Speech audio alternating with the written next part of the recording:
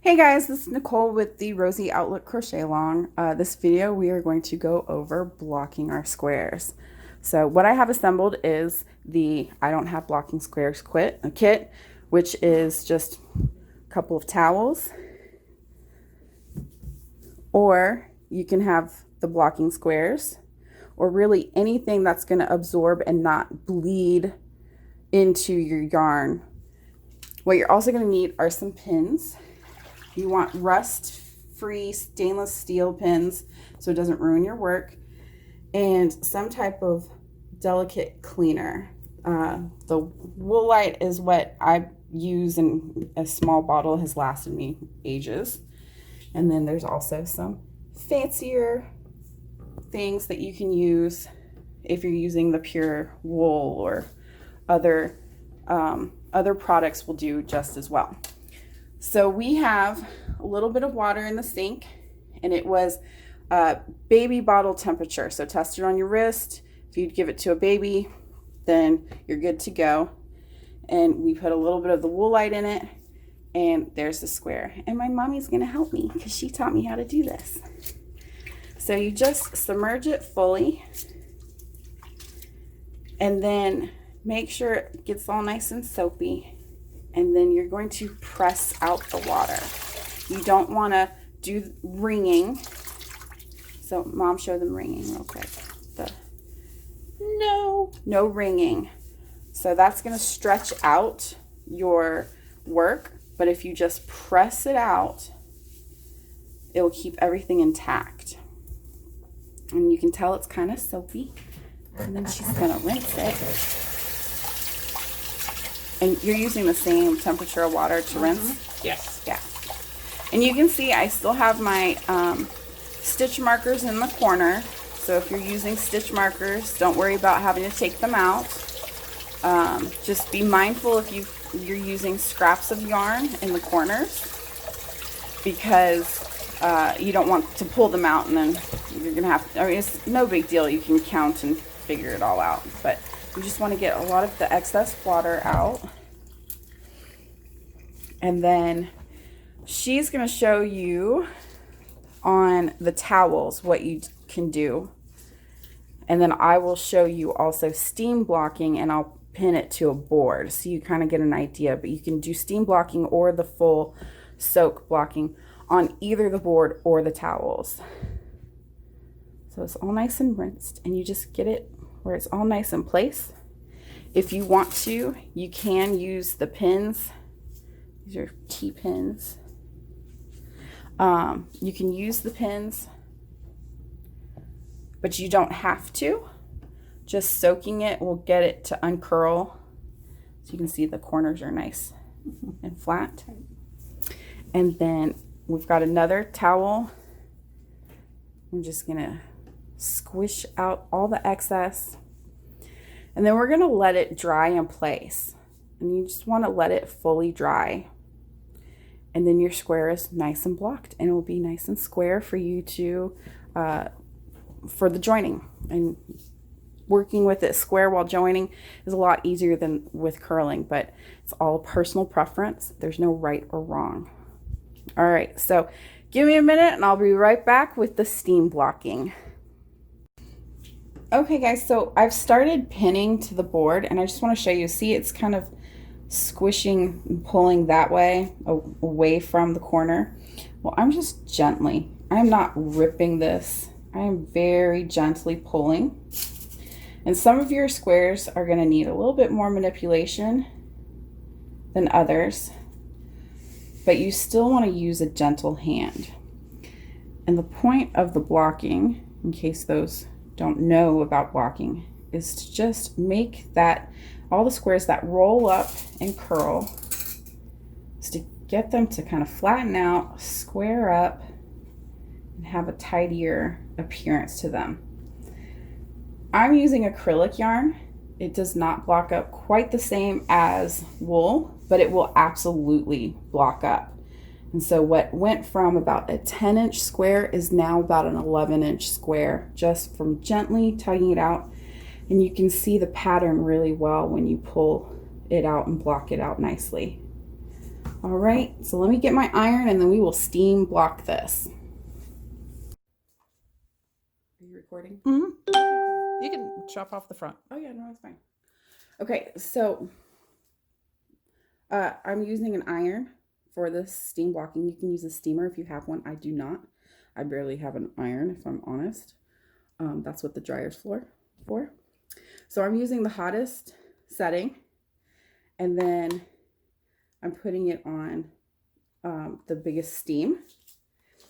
And previously we have blocked our square, so we're all set to go. And you want to hover, especially if you're using acrylic, it will melt. So you just want to hover and shoot the steam and heat it up nice and evenly.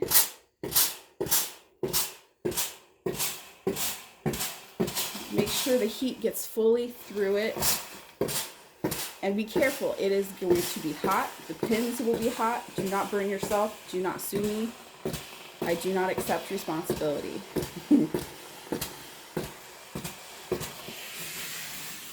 And then when you are sure that it's completely hot, you just let it dry. And then you're done. Then you unpin it.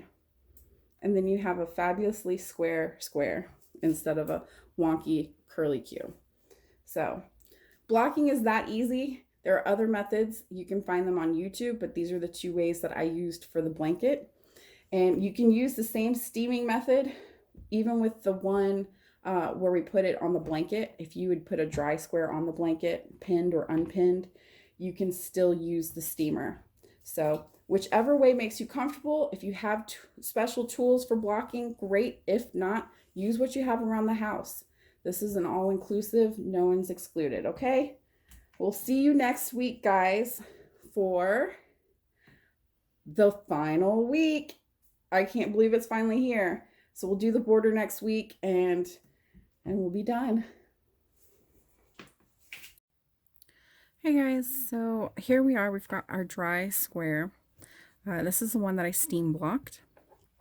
And I'm just going to show you when everything is dry, you just take out the pins. And remember how I had to pull it a little to get it to pull all the way over? Look, it's not going anywhere. As I said earlier, some people question whether or not there's any point to blocking acrylic. Well, this is acrylic. And you can see how nice and straight and flat it is and how it's just staying in place.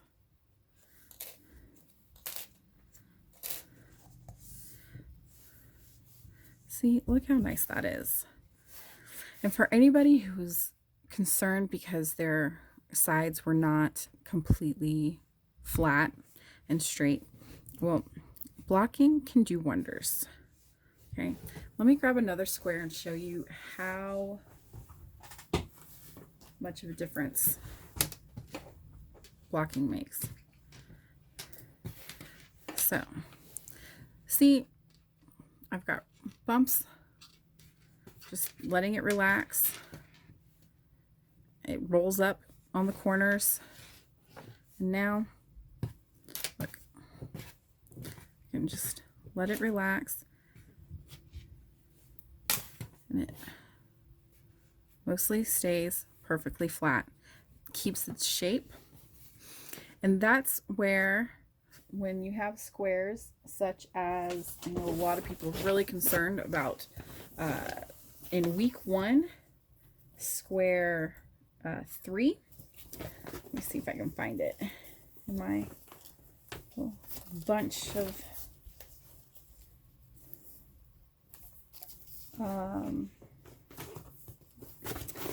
let's see, I probably should have pulled it out before I showed you. Okay, so people are concerned about this square and others because it's really skinny.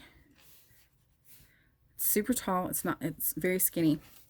And so it doesn't quite match the other squares.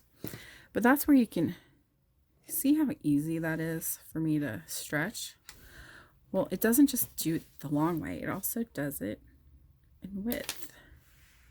And as you stretch it wider, it gets shorter. So you see how easy that is to manipulate? And that's what the blocking can do for you. So if your squares are not quite perfect the way you want them in the size or shape, this is where you can adjust it, is in the blocking stages. Blocking also helps you get these motifs that we've worked so hard for. It spreads everything out a little bit more so you can really see the designs. So I highly recommend blocking. It's not completely necessary, but honestly, I think you're not going to get as good of a finish as if you were to block it. Also, if you're planning on selling this or giving it away, this blanket, you really want to put that little bit of extra effort and love into it and really give it that nice professional feel. Another thing that blocking can do is it helps clean it because you're using water. If you do the full soak, you use the soap in it. And then you can also do do some air fresheners while you steam block it, and maybe put some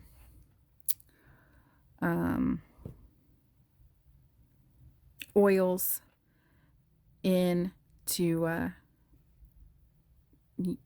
give it a better fragrance, because you've been using your oils from your hands are all in this. You know, you've been petting your dogs. Some of you might be smokers or have other habits that we just do on the daily. We eat food, or wear certain perfumes that people might be allergic to. All of this goes into our work every day. And so the blocking really helps clean that fragrance out and gives it a nice neutral smell for everybody. And that's always nice to give that to them. So give blocking a chance. If not, like I said, it's not a must. It just really helps clean things up. And it will make it easier when we go to join. Because when you go to join, we're going to put the squares together. And it will be so much easier when they are all uniform.